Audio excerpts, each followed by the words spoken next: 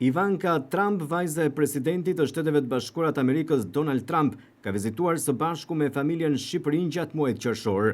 Në një postim të fundit në Instagram, ajo ka postuar disa foto, mes të cilave shfaqet së bashku me të birin në jugun e vendit e konkretisht në qytetin e Vlorës.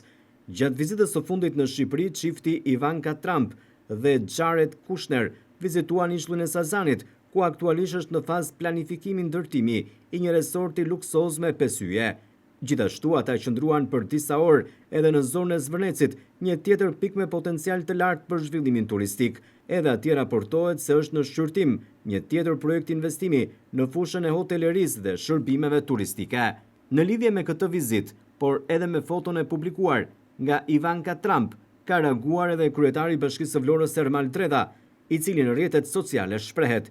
Ivanka Trump ka përshëndetur fundin e qershorit me disa fotografi nga vizita në Vlorë, duke shfaqur qytetin ton të mrekullueshëm, të më shumë se 10 milion njerëz që e shohin në rrjetet sociale nga e gjithë bota.